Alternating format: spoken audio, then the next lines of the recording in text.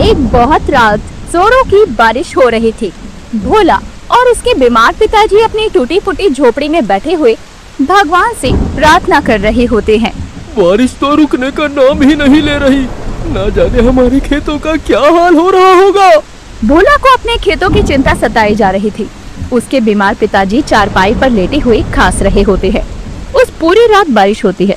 खेतों में पानी भर जाने से फसल बर्बाद हो जाती है। वहीं भोला गरीब किसान सुबह खेत के कोने पर खड़ा सर पर हाथ रखे आसमान की ओर उदास नजरों से देख रहा था। उसके खेत में पानी भर चुका था और सारी फसल डूब गई थी। हे भगवान, इस बार की बारिश ने तो सब कुछ छीन लिया। राशन खत्म हो चुका है, फसल डूब गई है और पिताजी की दवाई के पैसे कहाँ से लाऊं? काफी देर तक अपने बर्बाद हुए खेतों को वो देखता रहा और थक हार कर घर वापस आ जाता है और घर में उसके बीमार पिताजी दर्द से करहा रहे थे। भोला, तू आ गया। हमारे खेतों का क्या हाल है? मेरा दिल बैठा जा रहा है, बताना। पिताजी, सब खत्म हो गया। इस बरसात में हमारी फसल बर्बाद हो गई। एक अनाज का दाना तक नहीं बचा, सब खत्म हो गया। भोला, तू उदास मत हो। भगवान हमारी परीक्षा ले रहे। देखना, वो ही सब कुछ ठीक करेगा। तू हिम्मत मत हार। भोला के पिताजी उसे दिलासा देने की कोशिश कर रहे थे, पर भोला जानता था कि अब कुछ नहीं होने वाला। उससे अपने पिताजी की बढ़ती खराब हालत देखी नहीं जा रही थी। ऊपर से उसके घर की छत टूट जाने से बरसात का पानी टपक रहा था। पिताजी की तबीयत फिर से खराब हो रही है। घर में ना तो अब पैसे ही बचे हैं और ना ही राशन। ऊपर से घर की छत से भी पानी टपकना शुरू हो गया है। मुझे जल्दी से कुछ करना होगा। अब मैं यहाँ नहीं रह सकता। कहीं और जाकर काम ढूंढना होगा जिससे पिताजी का इलाज भी हो सकेगा और हम कम से कम भूख से तो नहीं मरेंगे। फिर भोला अपने पिताजी को संभालकर बैलगाड़ी पर लिटाकर दूसरे गांव के लिए निकल जाता है। उसका मन भारी था, लेकिन उम्मीद जगी हुई थी। बैलगाड़ी धीरे धीरे चल रही थी। रास्ते की मिट्टी गीली थी और आसमान में बादल घिरे हुए थे। जहाँ भी जाऊँ मेहनत से काम करूँगा। मैं अपने पिताजी का इलाज करवाऊंगा। हार नहीं मानूंगा मैं। मेरे बीमार पिताजी ठीक हो जाएंगे। बस साहूकार के पास काम मिलने की ही आखिरी उम्मीद है। रास्ते में भोला अपने पिताजी से बोलता है, पिताजी, आपको कुछ नहीं होगा। बस थोड़ी देर और, बस हम पहुंचने ही वाले हैं। शाम दोपहर तक भोला अपने पिताजी के साथ दूसरे गांव में पहुंच जाता है और गांव के साहूकार के पास जाकर काम मांगता है। सेठ जी, क्या मुझे आपके यहाँ कोई काम मिल सकता है क्या? कोई भी काम हो, मैं सब कर लूंगा। बस आप एक बार मौका दीजिए। तुम इस गांव के तो नहीं लगते। लगता है तुम इस गांव में नए आए हो। हाँ साहूकार जी, मैं दूसरे गांव से आया हूँ। बारिश की वजह से सब बर्बाद हो गया। काम की तलाश में यहाँ चला आया मैं। मेरे पास तो गाय भैंसों की देखभाल और खेतों की देखभाल का काम है। महीने के 200 रुपए मिलेंगे। रहना, खाना, पीना सब साथ में। बोलो मंजूर है तो? और अगर मंजूर है तो तुम आज से ही काम पर आ सकते हो। धन्यवाद साहूकार जी, आपका बहुत बहुत धन्यवाद। मैं आज से ही काम शुरू कर देता हूँ। भोला उसी दिन से साहूकार की गाय भैंस और खेतों की रखवाली में दिन रात जुट जाता है। दिन में तेज धूप हो या रात में ठंड, वो हर समय खेत की देखभाल करता। खेत के आसपास की घास काटता, नहर की मरम्मत करता, बीमार पौधों पर खुद दवाई डालता। धीरे धीरे साहूकार भोला की ईमानदारी और लगन से बहुत खुश होने लगता है। भोला, तेरी मेहनत देखकर दिल खुश हो जाता है और तेरी मेहनत खेतों में साफ झलक रही है। सच में इस बार की फसल वाकई में बहुत अच्छी हुई है। सेठ जी, ये तो मेरा फर्ज है। ये देखकर साहूकार का वफादार नौकर भोला से जलने लगता है। ये भोला तो सेठ की आंखों का तारा बनता जा रहा है। पहले मैं अकेला था, अब इसने मेरी सारी चमक छीन ली। कहीं ऐसा ना हो कि ये भोला साहूकार की नजरों में महान बन जाए और मेरी जगह छीन ले। नहीं नहीं, मैं ऐसा हरगिज नहीं होने दूंगा। रघु मन ही मन भोला को बदनाम करने की तय कर लेता है। एक रात रघु चुपके से साहूकार के खेतों में पहुंचता है। उसके हाथों में बोतल होती है जिसमें फसल खराब करने वाली जहरीली दवाई भरी हुई थी। अब देखता हूँ भोला कैसे बच पाता है।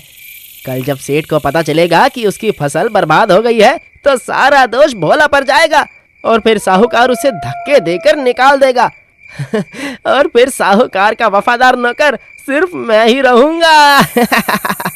रघु के मुंह पर कपड़ा बंधा हुआ होता है। वो फसल पर दवाई छिड़क रहा था कि तभी पीछे से एक आवाज आती है। कौन है? कौन है? ये देख रघु घबरा जाता है। जैसे ही भागने वाला होता है तभी भोला उसके मुंह से कपड़ा खींच लेता है। रघु भैया, आप यहाँ इस समय क्या कर रहे हैं? कुछ भी तो नहीं, मैं बस साहूकार जी का खेत देखने आया था कि सब कुछ ठीक ठाक तो है ना। पर भोला, तू यहाँ क्या कर रहा है? मैं तो हर रात खेत में ही रहता हूँ। और ये आपके हाथ में शीशी कैसी है? रघु भैया, मुझे आपके इरादे ठीक नहीं लग रहे। सच सच बताइए, आप यहाँ क्या करने आए थे? और इस शीशे में क्या है? कहीं इसमें जहर तो नहीं? कहीं आप फसल बर्बाद तो करने नहीं आए थे? मैं तो कुछ नहीं, कीड़े मारने की दवा ही है ये तो, वही लाया हूँ बस। भोला समझते ही देर नहीं लगाता और रघु पर चिल्लाते हुए बोलता है। सच सच बताइए रघु भैया, क्या आप मुझे फंसाना चाहते हैं? है ना? ऐसा ही है ना? चुप क्यों है? बोलिए। रघु चुप हो जाता है और कुछ नहीं कह पाता। इससे पहले कि वो भाग पाता, भोला उसे पकड़ लेता है, साहूकार के पास ले जाता है। सेठ जी, मुझे माफ कर दीजिए, पर मुझे आपकी फसल को बचाना था।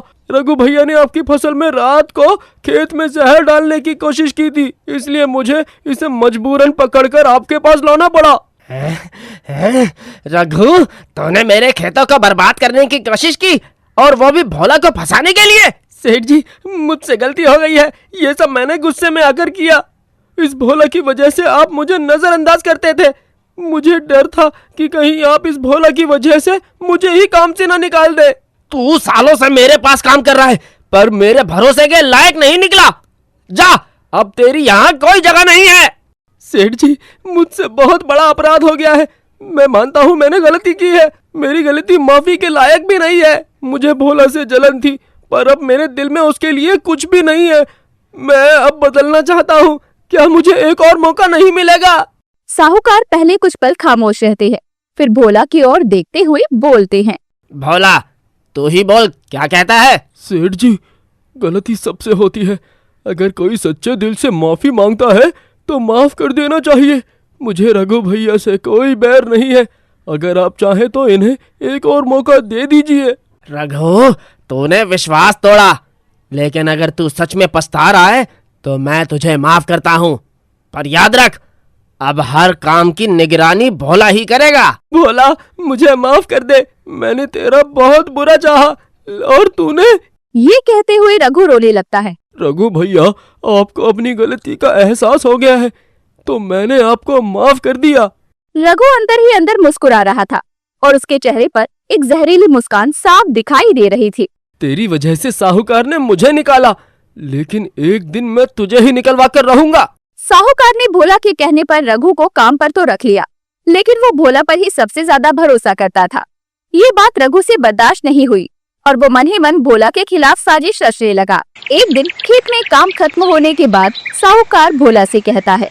भोला, इस बार की जो फसल हुई है उसकी वजह तू ही है। तूने खेत को बच्चा समझकर पाला।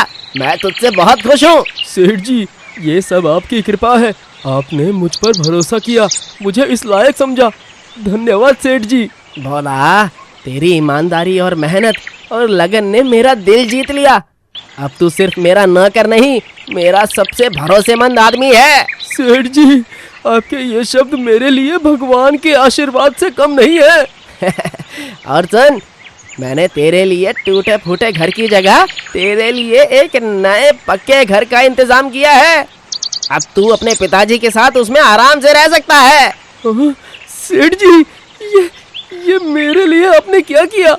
मैं कैसे शुक्रिया अदा करूं? भोला, तू धन्यवाद मत बोल। ये सब तुझे तेरी मेहनत का ही फल मिला है। बस यूं ही मेहनत करता रहे और अपने पिताजी का इलाज अच्छे से करा। अब तुझे चिंता करने की कोई जरूरत नहीं है। सेठ जी, अब मेरे पिताजी को दवा मिलेगी, उन्हें अच्छा खाना मिलेगा। आप मेरे लिए भगवान बनकर आए हैं। एक रात साहूकार के अनाज के गोदाम में आग लग जाती है और धुआं निकलने लगता है। गांव के सभी लोग इकट्ठा हो गए। साहूकार और भोला भी दौड़कर पहुंच जाते हैं। मेरे लाखों के अनाज जल गए। ये आग कैसे लगी? सेठ जी, मैं अभी गोदाम के आसपास गया था, तब तो सब कुछ ठीक ठाक था, ये अचानक कैसे हुआ मुझे भी कुछ समझ नहीं आ रहा। तभी गांव का एक छोटा बच्चा आता है और रघु उसकी तरफ उंगली करते हुए बोलता है, मैंने रघु भैया को वहाँ अंदर जाते देखा था, फिर वो भागते हुए निकले और थोड़ी ही देर में आग लग गई। नहीं सेठ जी, ये बच्चा झूठ बोल रहा है, मैं तो वहाँ सो रहा था। लेकिन तभी एक और आदमी बोलता है, हमने भी देखा था रघु को गोदाम की ओर जाते हुए। ओह, उसके हाथ में बोतल थी, शायद मिट्टी का तेल था वो। साहूकार गुस्से से भर जाता है। रघु, तूने फिर विश्वास तोड़ा। तूने भोला से माफी मांगी थी सबके सामने और तूने गोदाम जला दिया। बोल रघु, बोल, तूने ऐसा क्यों किया? बोलता है या नहीं? क्योंकि मैं ये नहीं देख सकता था कि भोला सबकी नजरों में भगवान बन जाए और मुझसे आगे निकल जाए। मैं सालों से काम कर रहा हूँ और उसकी इज्जत मुझसे कहीं ज्यादा हो गई और ये मुझसे बर्दाश्त नहीं हुआ, तो मैंने ही उसे फंसाने के लिए ये चाल चली, लेकिन मेरी ये चाल नाकाम रही। ये देख गांव के लोग गुस्से में आ जाते हैं और साहूकार सख्त कदम उठाता है। रघु, इस बार तेरी कोई माफी नहीं है। तुझ पर चोरी और आगजनी का मुकदमा चलेगा। इंस्पेक्टर साहब, ले जाओ इसे और इसे जेल में बंद कर दो। फिर पुलिस रघु को पकड़ कर ले जाती है, उसे जेल में बंद कर देती है। फिर भोला अपने पिताजी के साथ हंसी खुशी रहने लगता है। सीख, ईमानदारी, मेहनत और लगन से किया गया काम कभी बेकार नहीं जाता। जलन करने वाले खुद गिरते हैं और सच्चे लोग हर हाल में जीतते हैं। तो दोस्तों, कैसी लगी आपको हमारी ये कहानी? हमें कमेंट बॉक्स में जरूर बताना। और अभी तक अगर आपने हमारे चैनल को लाइक, शेयर और सब्सक्राइब नहीं किया है तो जल्दी से कर दीजिए।